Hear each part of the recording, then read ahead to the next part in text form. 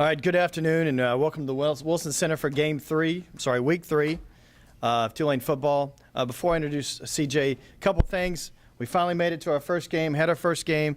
I'm going to be sending out an email to everybody. I would just like your honest feedback about your experience on Saturday. Obviously, we're going to make as many tweaks as we can and make it a better situation and make it the best that we possibly can.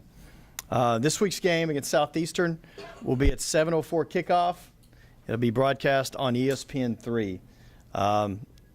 For next week, just to let you know, we release the game time next week. It's 11:30 Central, 12:30 Eastern. Some of you guys have already asked about TV for that game. We'll have more from the ACC hopefully today or tomorrow as far as the affiliates. But for this week, obviously, we're focused on Southeastern. For credentials, if you guys need anything further for this game, please let me know for your groups.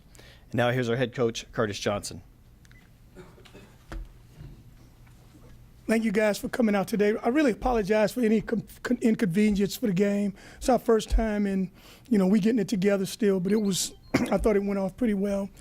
Thanks for coming out, guys. Last week was a tough week for us. We played a tough opponent, an ACC opponent. I found out after the game that it was 17 years in a row that those guys have been to bowl games. They're a very good team. I thought that Coach Johnson really coached them really, really well. I thought our kids came out, fought hard. We forced some turnovers early. We made some big plays, but we could never sustain anything. And, every time we ended up, we drives would stop, we shoot ourselves in the foot, or we'll make a critical error on defense. And that's the tale of this season thus far. Just critical errors. Questions?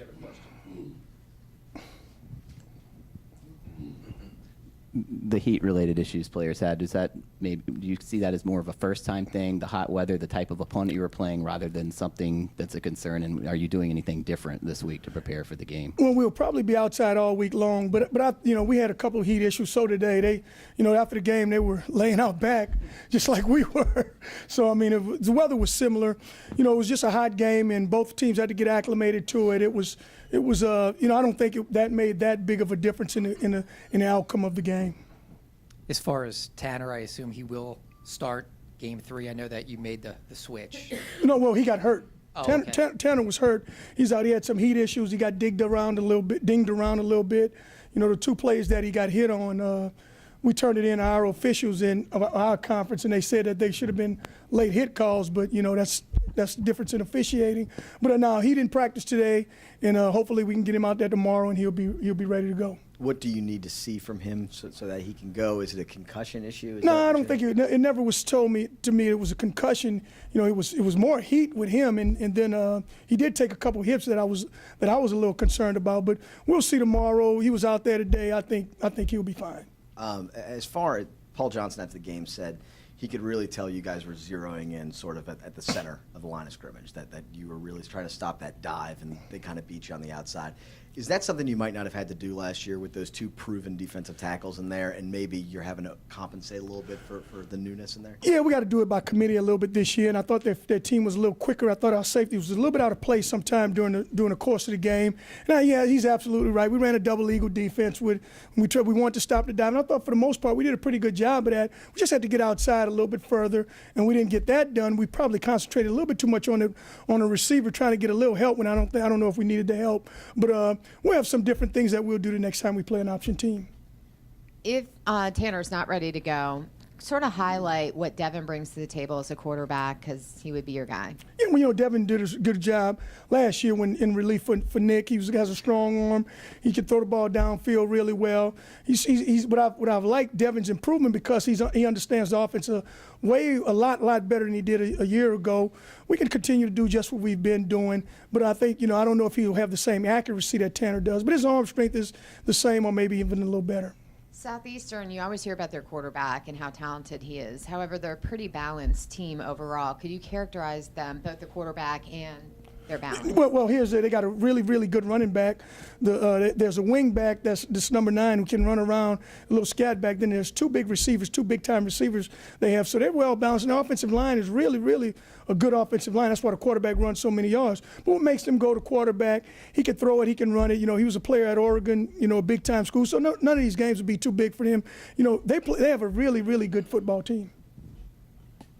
Two things, CJ. In terms of all the heat issues from last weekend's game and all the cramping, how much would that make you and your staff maybe reevaluate how you prepare the team during fall practice? I know you spend a lot of time in the Saints indoor facility, knowing that you have to come back outside, and the heat in Southeast Louisiana in August and September is always about the same. You know what, I would say this about it. You know, we didn't have the luxury of getting. You know, we practiced wherever we could. You know, when we got to Newman, we tried to practice outside at Newman. We didn't have an option to practice outside at the Saints. That wasn't an option. So the places that we could, we went outside at Gormley. You know, so I think in a not so distant future, we know we'll be practicing and playing our games in the stadium. You'll see us practicing a lot more in our stadium. CJ, even after last week's performance, do you have to reassure Tanner that this is his team? Even if he does throw 3 interceptions, he's not getting the quick hook. Do you have to kind of reassure him since he's a young guy? No, I think he understands that. I thought after the game I said it. You know, Tanner's a quarterback. I don't see anything that he's done. He threw 3 interceptions, but he threw some fantastic plays. I mean, he threw a couple in there that were just sensational. We just got to get Tanner a little bit more consistent. Just get him playing a little bit better. He's a freshman. It's his second start. But, I mean, anytime you can throw some deep ones like you do, throw touch passes, he does all the right things. He gets us in and out of plays. I mean, it's his team. He's going to do fine. Second question. Usually when you schedule an FCS opponent, usually, you know, they're almost like rental wins. Talk about how Southeastern is the complete opposite of that. This is one of the toughest teams you're going to face on your schedule. Absolutely. You know, I talked to a pro scout, you know, earlier this summer, and he felt that Southeast Louisiana had the most talent, maybe next to LSU in the state of Louisiana, and definitely on our schedule, better than anybody else we're going to play. They just talented. They got a bunch of kids that transferred from a lot of different schools. You know, the kid from Oregon, from LSU, Alabama, all over. I mean, this is a Division I team. This is a really good football team. Is the area you match up best probably on the lines, as far as, you know, typically FBS schools just have a little bit more size, and how do you kind of take advantage of that kind of situation? You know, I don't know if we match up the best with them. I think they have a good offensive line. Their nose tackle is 6'3", 300 pounds. I mean, they're very, very big up front. What we got to do, we got to just keep them off balance a little bit. You know, we got to run the ball on them again. I don't want to make this thing one-dimensional. And we kind of got to that a little bit in this past game because, you know, we were behind, we were trailing, and, you know, we got our quarterback hit a couple times. But I just want to keep this thing where we can run it and throw it and stay balanced, you know, similar to a game plan that we did with Tulsa. I think if we can do that, we'll be in this game. Do you talk to your team about what this means for Southeastern, given the fact that this would be a signature statement win for them, that this is in essence not their bowl game, but this is, you know, one of the games that they've circled is something that they can make a statement with? Yeah, I think, you know, being 0-2, I think our team looks at it. We got to get a win more than anything. I think the opponent is definitely a good, capable opponent. If you just turn on the film, which we've watched them on film, you know, thus far this weekend, our kids know that they are a for real team. That we better play our best football, because if we don't play good against these guys, it'll be an ugly game for us. CJ, when you look at Georgia Tech's style of play offensively and Southeastern's, how similar are they, and how are the Lions different? The Lions offensively, the Lions can really throw the ball well. I think they do a great job. They do very similar to what Georgia Tech does, so, but not similar in a way. They're not really a triple option team. They're more of a zone read, dive read team, I would call that. But this quarterback makes them a lot better, because the quarterback can really throw it. You faced Jordan Batiste.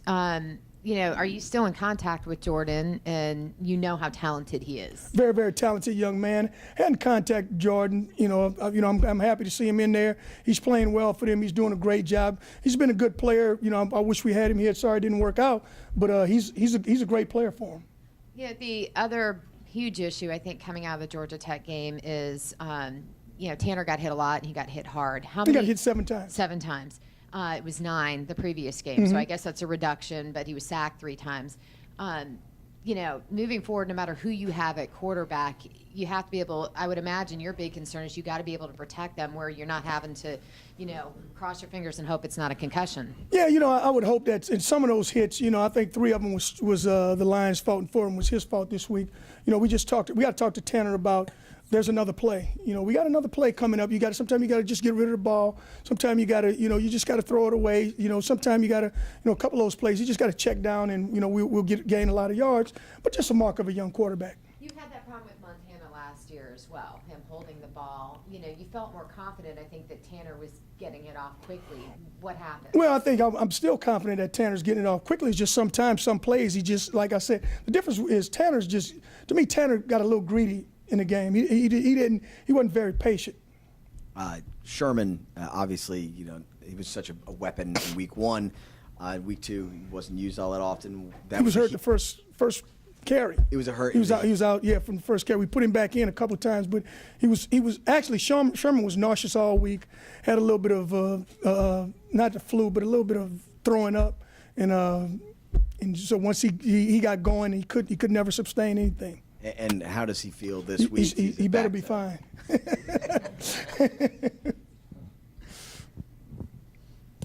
Can you comment on how well Justin has played at wide receiver? I mean, it's a group that maybe kind of unproven because Ryan was dependent on so much last year, but Shaq has really stepped up and been that lead guy. Yeah, and I always thought Shaq would be a really good player. He's playing outstanding. So is Xavier Rush. Both of those guys are playing outstanding. The young kids are too. But Justin, you asked me about him. He just, he's faster than most guys think, and he just catches the ball. You don't see him drop very many balls. You just got a sneaky way of getting behind people. He comes up with big play after big play.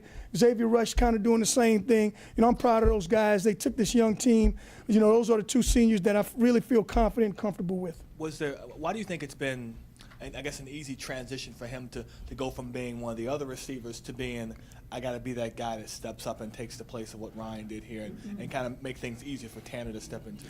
I think he had some confidence last year, when he caught some touchdowns. He made some big plays for us last year. And then coming into the season, he had a great track season because he's one of our track athletes. And then, he took, all the summer coaching, all the stuff that we talked about. And I think Keith has really, really done a great job with him. Keith Williams, our wide receiver coach, with him and Xavier Rush. And I just think it's just his time, and he understands that he needs to make some big plays for this young quarterback. Pretty good debut for your new kickoff guy. You mentioned that Ade had the job when he was healthy. Is that how's the situation now? Well, right now we're going to look at it. I don't know if Ade is healthy enough again to do it again. I like our kickoff guy. I just like him to be a little bit more consistent. But I'm telling you, he could kick. He gets eligible one day, and then we throw him in there, and he does a fantastic job. And then Devin Bro hasn't gotten off to a great start this year. He's been targeted a fair amount, hadn't had a lot of production. Would you like to see more from him? I like to see him get some confidence. Sometimes a young kid, if it doesn't go well early on, they kind of get down in the dumps. But I think it will go. I think he'll be one of our guys this week that I'll guarantee he'll pick it up. I hate to go back to the Saints for a second, but you spent so much time with them on the receivers. Now that you're here, do you find yourself having problems backing away from doing more coaching with the receivers since you have a guy in that spot that handles that? And when it comes to Shackelford, how much does he kind of pick your brain a little bit about? He wants to take that next step to the pros. No, what I think Keith does a fantastic job with him. I think I spend more time, looking more with the quarterbacks, watching those guys, and other positions. I gotta do my Mike Tomlin. Mike Tomlin told me you just got to get around there, all the groups, so they'll know you. So I try to do that every day. I get around all the groups. I don't do much. I meet with them a lot less. I don't meet with the receivers at all. But I think Keith does a great job. And then my son Trey, he's helping him. So between the two of them, I can't say a word. There's nothing to say. What's going on with Devin Booty? Have you convinced him to stay? I know you were in conversation. As of right with him. now, he's not a part of our football team, and and academically, he feels he has a strong need to graduate, and so I agree with him if that's what the case it may be.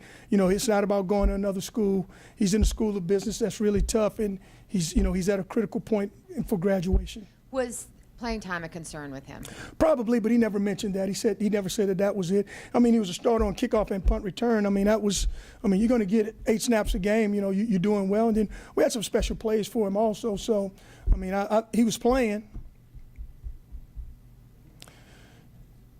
Anyone else? Does Shaq have pro potential, you think? Yeah, I think so. I think Shaq gonna run well enough, and you look at guys. He's small, but he's playing in the slot. Keith did it strategically, moving him inside some and moving him around to play a variety of different positions. All these guys in this dive read offense, everybody stick at one position. When Shaq has the ability to play that, he's playing in this offense, which is a pro style offense. I've coached some guys that's in the NFL that Shaq's a lot better than. I won't say their names. No, no problem. Just to confirm, you don't think Tanner? You think Tanner will practice tomorrow? And how percentage-wise, what do you think his chances of playing this weekend? If he practices tomorrow, he's definitely going to play. You know, I think he will. You know, from the kid thinks he can practice right now. You know, he wants to practice. You know, he wanted to, Coach, we should move practice to the evening so I can practice. Well, we'll see about that.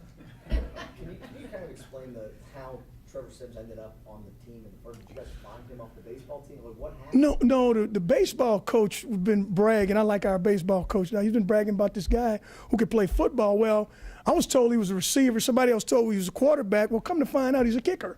So he kicked a couple off, and it's just like the Ade story. We was like, wow.